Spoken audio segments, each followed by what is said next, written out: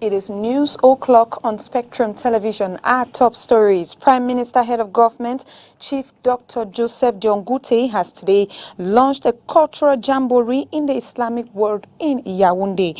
It was today unfolding in Yaoundé in the presence of many episcopal authorities to showcase Cameroon's culture and its diversity. Plus, the census operation of areas of state entities in Cameroon has just been extended to 1 month by finance boss Louis-Paul Motaze. This has also indicated a statement sent to managers of public property by the head of finance. And those are our top stories. Hello viewers, thanks for watching the Primetime Bilingual Newscast on Spectrum Television. We open this newscast in the French language with Leila. Good evening, Leila. Bonsoir à vous, Joséphine Binzi. Mesdames, bonsoir. Monsieur, bonsoir. Il est 20h sur les antennes de Spectrum Télévision, c'est le journal. Le Premier ministre, chef du gouvernement, a procédé ce jour au lancement du programme des capitales de la culture islamique dans le monde.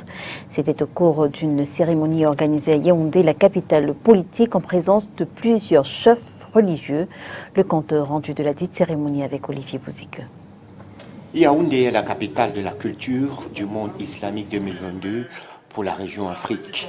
La capitale camerounaise a été sélectionnée lors de la 9e session de la conférence générale de l'Organisation du monde islamique pour l'éducation, les sciences et la culture, grâce à sa diversité culturelle et religieuse. Représentant le chef de l'État, Joseph Diongute, a lancé le programme des activités prévues à cet effet qui vont s'étendre sur plusieurs mois. Beaucoup de conférences seront faites, beaucoup d'activités en termes de fantasia, en termes du monde culturel seront, n'est-ce pas, réalisées. C'est une occasion inouïe pour la communauté musulmane de vendre le visage qui est le sien, le véritable visage de religion de paix, religion de cohabitation pacifique entre les cultes. Toutes les aires culturelles, chapelles religieuses confondues, ont été associées à ce programme. L'autre enjeu majeur du gouvernement est de redonner vie à la culture camerounaise impactée depuis quelques années par les crises multiples. Je voudrais donc inviter toutes les parties prenantes à capitaliser sur la vie pour en faire une opportunité de relance du secteur culturel dont les activités ont été négativement impactées par la pandémie du Covid-19. Il importe de relever que la culture occupe une place non négligeable dans nos perspectives de développement. Outre le Cameroun, Bandung en Indonésie, Rabat et le Caire au Maroc et en Égypte sont aussi les capitales de la culture islamique, respectivement pour les régions arabes et asiatiques. Ce programme vise à promouvoir le développement touristique des villes. C'est en 2001 que le Cameroun a adhéré à l'ICESCO. La recherche scientifique neutralisée au Cameroun par le gouvernement. En colère, les chercheurs ont entamé une grève pacifique ce jeudi 30 juin 2022. Ils revendiquent l'octroi des primes trimestrielles de modernisation de la recherche, mais aussi et surtout la révision de leur statut vieux de 42 ans. Myri Siabdji. En Afrique subsaharienne, dans des pays comme le Nigeria, le Sénégal, le Ghana ou encore le Rwanda, les gouvernements utilisent les chercheurs pour développer de nouvelles technologies, avoir le monopole sur un segment d'activité, créer des emplois décents et stables et impacter ainsi leur balance commerciale. Chose curieuse au Cameroun, on espère encore une vraie prise de conscience pour faire redécoller la recherche. Disons que nous avons convenu dans un communiqué final au mois de novembre 2021 d'apporter des solutions durables sur les revendications des chercheurs, notamment l'appui au financement de la recherche et surtout la non-discrimination entre les chercheurs de l'enseignement supérieur et les chercheurs du d'université sur la prime trimestrielle de modernisation de la recherche. Et 6 mois après, nous nous rendons compte que le dialogue n'était pas sincère parce que à ce jour, cette discrimination continue toujours.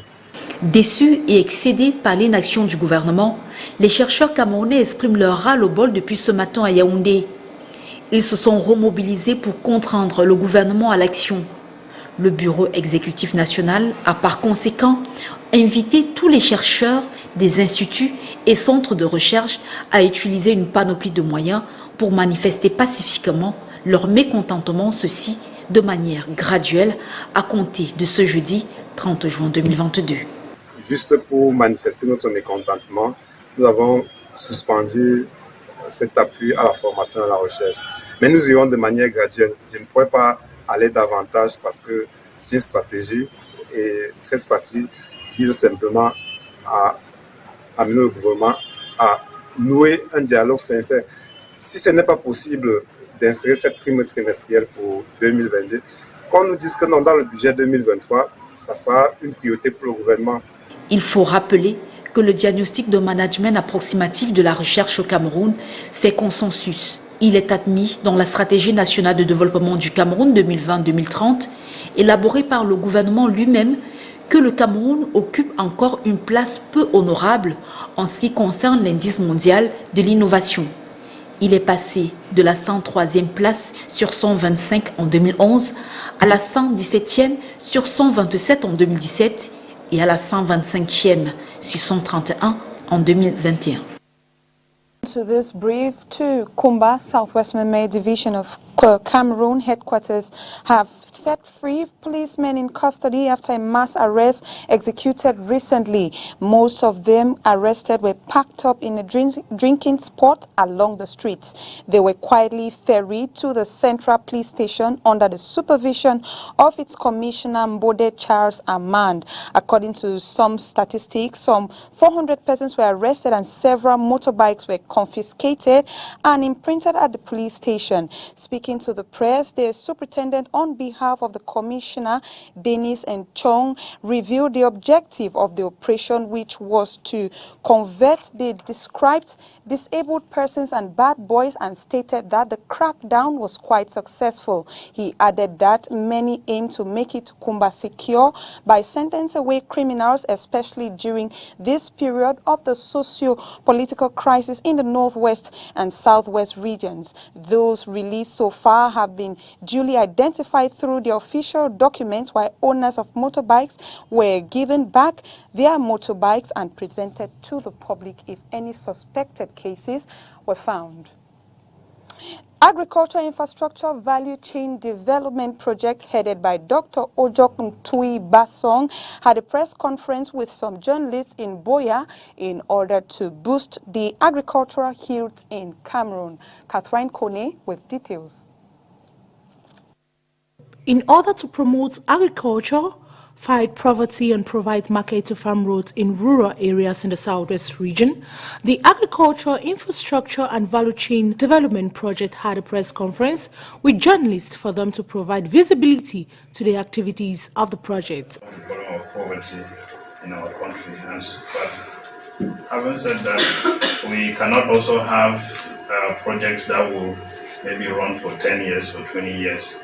And so in designing the project, we have it for 5 years, hoping that we set ourselves the objective, being the global objective is looking at inclusive growth, but then we have specific objectives that we can evaluate ourselves after 5 years. And once we do that, definitely there is room for a second phase, or a third phase, why not even a fourth phase. But of course, each phase will be designed based on the context at the end of the other phase. And so the AIVDP project is sponsored by the government of Cameroon and went operational on April 9, 2019. Project in its entirety and also the activity milestones. In talking about the project milestones, we'll look at the project was approved by the Board of Governors of the Islamic Development Bank on 2nd July 2017. And the financing agreements for the project were signed on the 5th of August 2018.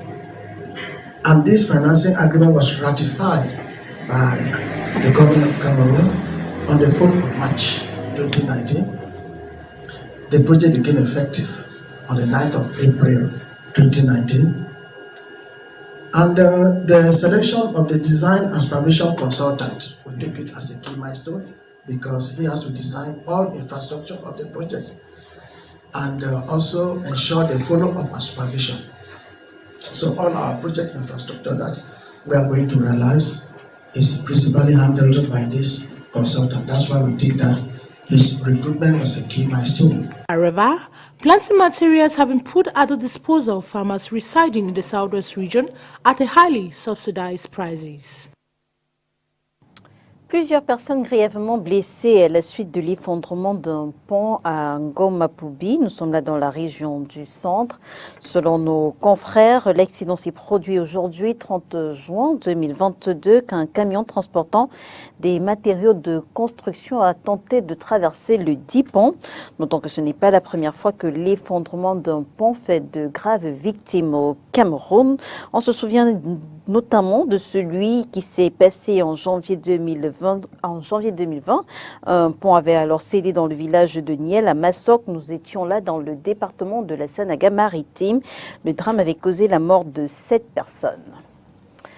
L'opération de recensement des entités de l'État au Cameroun vient d'être prorogée d'un mois par Louis-Paul Motazé. C'est du moins ce qui ressort d'un communiqué récemment signé par le patron des finances, un communiqué adressé aux gestionnaires des biens publics. Plus de détails dans cet élément que signe Mireille Siabji.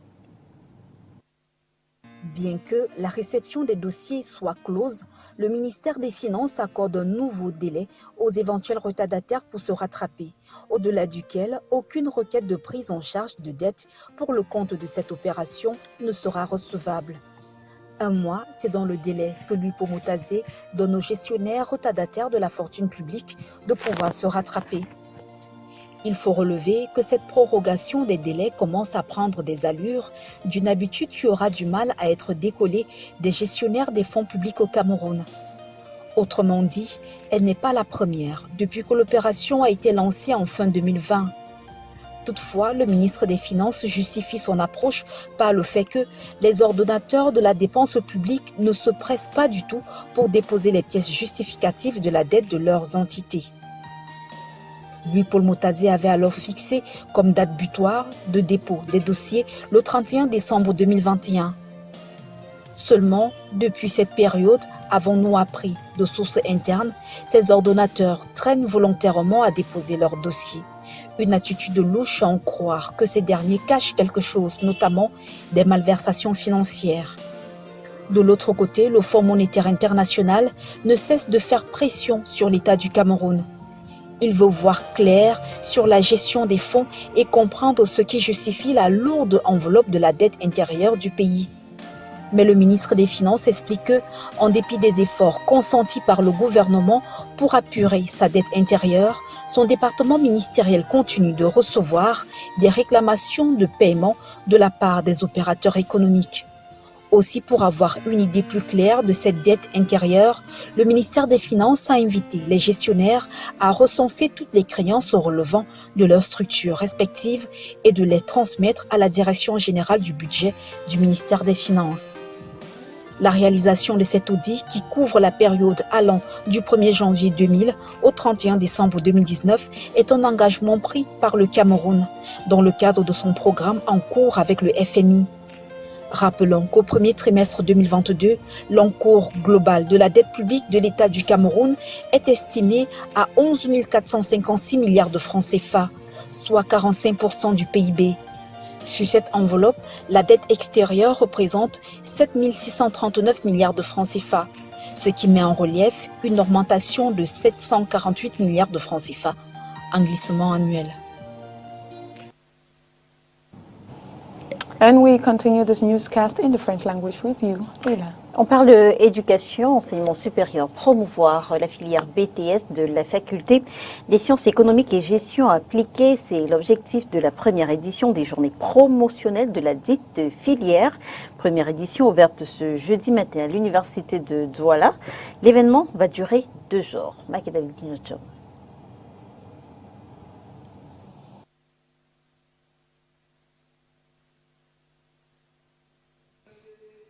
Les journées promotionnelles de la filière de brevet des techniciens supérieurs de la Faculté des sciences économiques et gestion appliquée FCEGA ont démarré ce jeudi 30 juin ici, au campus 1 de l'Université de Douala. L'objectif de cette journée est de faire la promotion des filières professionnelles, notamment cette initiative que nous avons prise de commencer à former les BTS. Parce que depuis la réforme de 1993, où il avait été demandé formellement de professionnaliser notre formation, c'est-à-dire de donner à ceux-là qui ont reçu une formation théorique des acquis, des compétences et qualités professionnelles afin de faciliter leur insertion sur le terrain, dans le domaine du monde du travail. Nous sommes rendus compte que nous bénéficions d'une certaine expérience qui pourrait être mieux valorisée. Mieux valorisée en commençant maintenant par la professionnalisation dès la première année. Et le cadre indiqué, c'est les BTS. Ces journées promotionnelles offrent à cet effet l'occasion aux étudiants organisateurs de cet événement d'informer le grand public sur le contenu de leur savoir-faire. Ils en profitent également pour recueillir des informations utiles auprès des entreprises. Le doléance que nous avons posé aux chefs d'entreprise, c'est de nous donner quel est le profil qu'ils recherchent dans leurs entreprises, le profil qu'ils veulent recruter. Oui, et afin qu'à base de cela, nous puissions nous apprêter pour être prêts. Démarré le 30 juin, la première édition des journées promotionnelles de la filière BTS de FCEGA s'achève ce 1er juillet. Communication en réseau des médias pour la promotion de la liberté de la presse vient de voir le jour au Cameroun. Composé de journalistes et patrons de médias, le dit réseau compte mener plusieurs activités dont des plaidoyers en faveur de la dépénalisation des délits de presse. Le journaliste en service au quotidien Mutation, Michel Ferdinand, a été désigné à la présidence de ce réseau. C'était au cours d'une assemblée générale constitutive récemment tenue dans la ville de Douala. On reste avec vous, Makedali Tinotium. Nous ferons de notre mandat celui du respect de quelques principes bien connus. Michel Ferdinand est le président du réseau des médias pour la promotion de la liberté de la presse. Le journaliste en service au quotidien privé Mutation a été désigné le 24 juin 2022 au cours de l'Assemblée générale constitutive du dit réseau qui s'est tenue à Douala. Plus d'une vingtaine de journalistes et patrons des médias ont pris part aux travaux organisés par l'ONG Journalistes en Afrique pour le développement, JAD Cameroun. En me positionnant donc à ce poste de coordonnateur de la coordination du projet, je l'ai accepté au regard de ma modeste expérience de gestionnaire d'association. Je l'ai fait pendant environ une dizaine d'années avant de battre un peu en retrait. Je reviens avec la forte conviction que le réseau des médias pour la promotion de la liberté de la presse qui vient d'être mis sur pied aura un chantier très important. Et nous comptons d'ailleurs sur tous les membres qui ont été élus ce soir pour pouvoir bien conduire les activités qui seront menées tout au long de notre mandat, qui est bien entendu de 2 ans. D'après le ministère de la Communication, le Cameroun compte plus de 600 titres de journaux, plus de 150 radios, plus d'une centaine de télévisions sur son territoire. Malgré cette floraison de la presse écrite, en ligne et audiovisuelle, le ministère de la Communication relève plusieurs dérives. Dérives sur lesquelles le réseau des médias pour la promotion de la liberté de la presse compte se pencher. Oui, les questions de déontologie sont des questions qui se posent de plus en plus. Vous voyez, et lorsque vous parcourez les médias, la presse écrite par exemple, vous verrez un peu le nombre de droits de réponse que les lecteurs, n'est-ce pas, produisent. Au niveau des radios, on vous parlera des démentis que les gens apportent. Il en est de même, n'est-ce pas, de la télévision, etc. Il y a cet environnement lié à la déontologie et qui a pour corollaire aussi l'éthique. Il y a également l'environnement économique qui n'est pas assez favorable aux médias, mais nous n'aborderons pas. Nous estimons que si nous réglons la question déontologique, la question éthique, on pourra avoir la confiance des lecteurs et des annonceurs qui viendront de plus en plus annoncer dans nos médias pour que notre environnement économique change. À cet effet, Plusieurs actions seront menées sur le terrain, notamment les plaidoyers, d'après Jade Cameroun, qui assure le secrétariat exécutif du réseau. Le réseau va mener diverses actions en direction des décideurs et surtout des parlementaires pour pouvoir les amener à faire ce qui est déjà fait dans plusieurs pays d'Afrique centrale, c'est-à-dire la dépénalisation des délits de presse.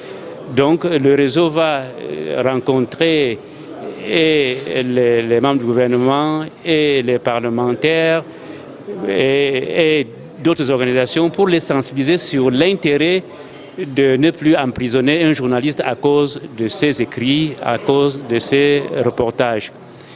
Parce que nous sommes au regret de constater que le Cameroun est l'un des rares pays d'Afrique centrale actuellement où les journalistes sont emprisonnés à cause de leurs écrits ou à cause de leurs reportages. Les journalistes saluent la création du réseau des médias pour la promotion de la liberté de la presse. Le journaliste que je suis est extrêmement attaché à la liberté de la presse.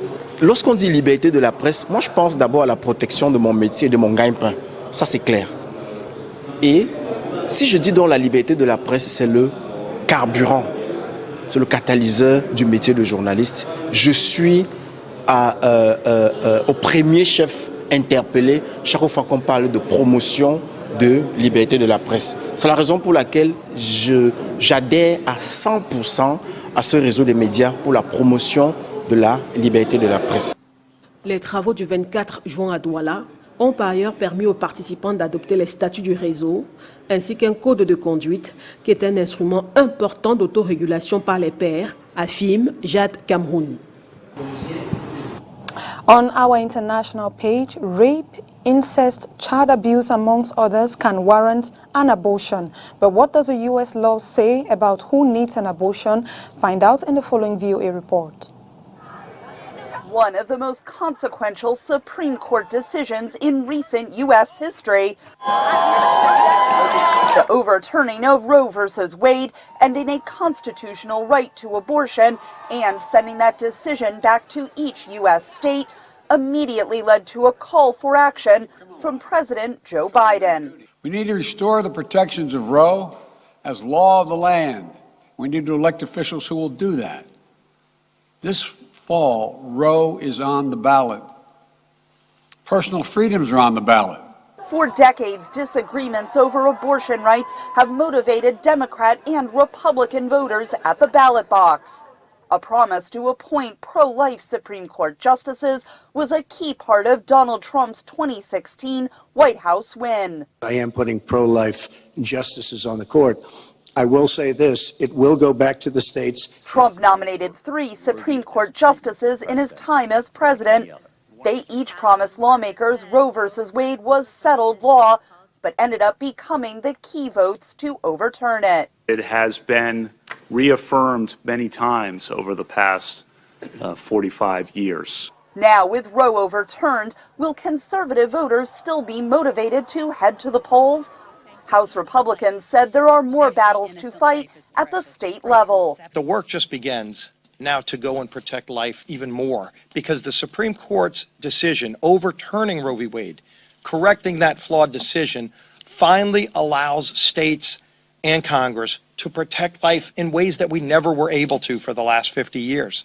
And that motivates young conservative voters like Anna Lulis. It is super important to pushing pro-life legislation. What you're going to see with a post-Roe America is probably a polarization among the states. In a Monmouth University poll released last month, 48% of Democratic voters said candidates' positions on abortion rights is a key issue in the upcoming midterm elections. Senate Majority Leader Chuck Schumer said he expects Republican lawmakers will try to put more restrictions on abortion. Elect more MAGA Republicans if you want nationwide abortion bans. Elect more MAGA Republicans if you want women and doctors to be prosecuted. Elect more MAGA Republicans if you want a woman to be forced to not have an abortion, even if she were a victim of rape and incest. And in the U.S. House Speaker Nancy Pelosi said it was crucial for Democrats to hang on to their majority. The Republicans are plotting a nationwide abortion ban. They cannot be allowed to have a majority in the Congress to do that, but that's their goal. It's still unclear how much the issue will energize voters. Outside the court, an abortion rights supporter doubted electing more Democrats would make a difference. In theory, Roe is on the ballot. In reality, it would require 60 Democratic senators who are willing to actually take action on packing the court, on ending the filibuster, on making sure that this is here to stay. A Politico Morning Consult poll conducted after the decision found that 40% of the American public strongly disapproved of overturning Roe. Catherine Gibson, VOA News, Washington.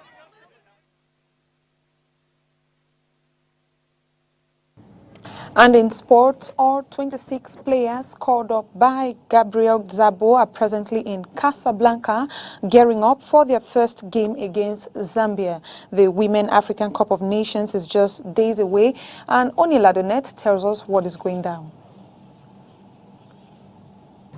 With less than 48 hours to the 14th edition of the Women African Cup of Nations, Gabriel Szabo and girls are getting acquainted to their new home. The team, which arrived Casablanca on Wednesday night, had their first training session at 7 a.m. at the Labi Zauli Stadium. At 9 a.m., the team had breakfast before meeting with CAF officials at 9:30. From rest in between these hours to 1:30 p.m., where they had lunch and came back to train at 7 p.m. Cameroon, who has never missed any edition of these tournaments since it started, is weighed with the responsibility of winning it this time after falling short in 3 finals. Good news for the team, all 26 players are reported to be in good shape, with none testing positive to COVID-19 yet. All players are in Morocco, and the chosen ones all had the time to prepare through the 4 friendlies. The coach will be tasked in choosing the best formation amongst his 26 players to represent the team in the face of their different opponents. Cameroon will officially open her campaign on Sunday, July 3 at 8 p.m. when they take on Zambia.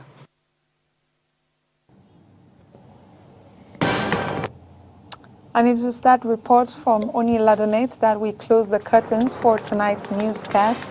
Thanks for watching and good night. Good night to you, Leila.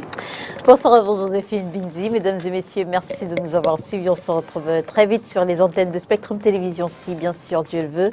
Bonsoir.